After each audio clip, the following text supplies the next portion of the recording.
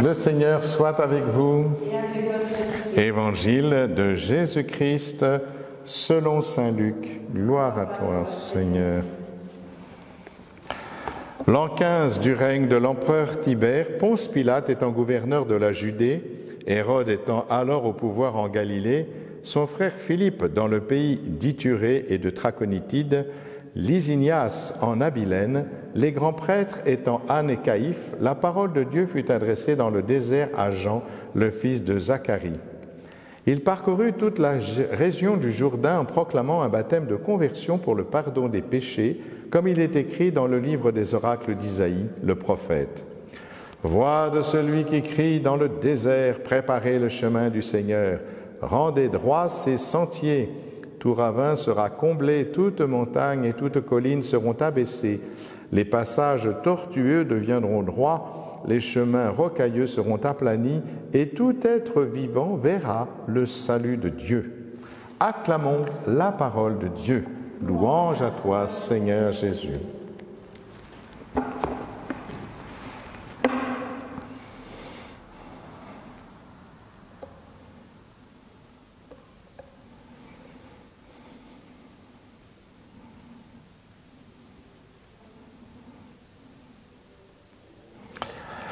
Vous avez vu, l'Évangile insiste beaucoup sur la vérité historique des faits qui sont rapportés.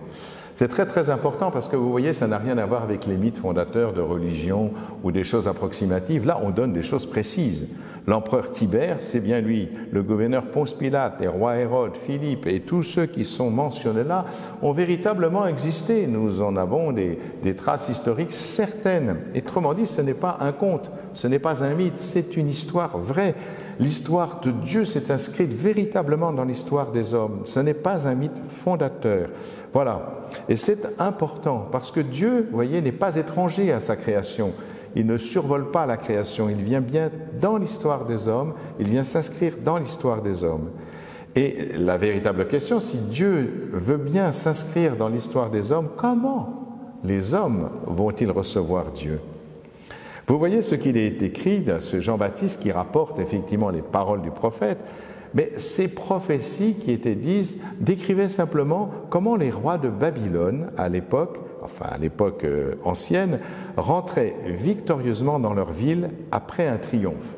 Quand ils avaient réussi à conquérir, à gagner, eh bien, la route était aplanie, les collines étaient arasées, et du coup, les prophètes se sont imaginés que de la même manière, quand Dieu viendrait visiter son peuple, il entrerait triomphalement à Jérusalem par l'Orient, le mont des Oliviers, la vallée des Jéricho, mais qui deviendra simplement une route large et sans obstacle, un peu comme les rois de Babylone. Mais voilà, le Seigneur qui devait rentrer dans son temple, lieu de sa présence, est-ce que c'est véritablement les murailles de Jérusalem ? Certes, le Seigneur est venu dans son temple. C'est le jour de la présentation. Ah, personne ne l'a vu. Les collines arasées, bien, il y en avait une qui était arasée, deux même qui étaient arasées. C'est le cœur de Siméon, mais oui. Siméon qui vient et qui reconnaît Dieu qui vient dans son temple. Maintenant, Seigneur, tu peux laisser ton serviteur s'en aller selon ta parole, car mes yeux ont vu le salut que tu préparais à la face des peuples. Vous voyez la colline qui est arasée, ce n'est pas le mont des Oliviers. La vallée à combler, ce n'est pas la vallée de Jéricho. Non, c'est la vallée de notre cœur, les collines, les obstacles que nous mettons à la venue du Seigneur dans son véritable temple. Et son véritable temple est depuis la venue de notre Seigneur Jésus-Christ, depuis sa mort et sa résurrection. Ce temple, c'est vous. Ce temple, c'est vous, comme le dit saint Paul. Et c'est important de le comprendre. Quel obstacle nous mettons à la venue du Seigneur dans son temple. Vous voyez, vous le savez, je vous l'ai sans doute déjà dit, que le Seigneur n'entre pas de force dans son temple.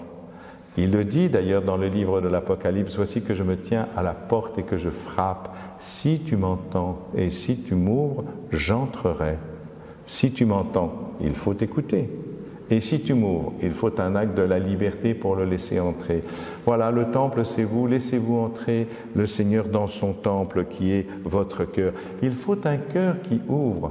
Sur la croix, le Seigneur s'est laissé transpercer le cœur.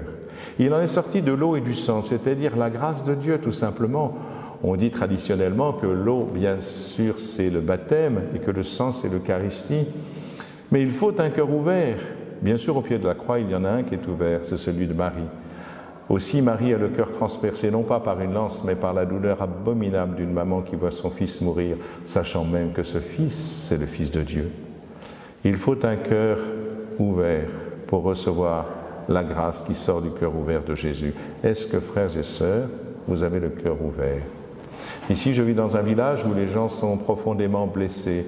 Et ces blessures font qu'ils sont très perméables à la grâce. Je suis étonné de voir comment ces personnes qui ignoraient quelquefois tout du Christ sont perméables à la grâce de Dieu parce que le cœur est blessé, il est ouvert, il peut recevoir la grâce de Dieu.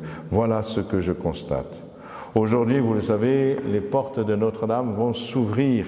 C'est magnifique et nous sommes heureux, tellement heureux de pouvoir retourner à Notre-Dame. Mais rappelons-nous que Notre-Dame n'est belle que si les gens qui sont à l'intérieur de Notre-Dame ouvrent leur cœur.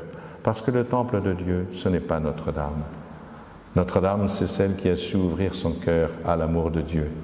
Eh bien, nous qui sommes dans Notre-Dame, quand nous serons dans Notre-Dame, sachons ouvrir nos cœurs à cette grâce de Dieu qui vient jusqu'à nous. Laissons-nous aimer. Voilà, frères et sœurs, entrons dans ce temps particulier qui nous amène jusqu'à Noël, où le Seigneur viendra nous visiter. Mais sachons qu'aujourd'hui, maintenant, il vient aussi nous visiter, à condition que nous ouvrions notre cœur à son amour. Amen.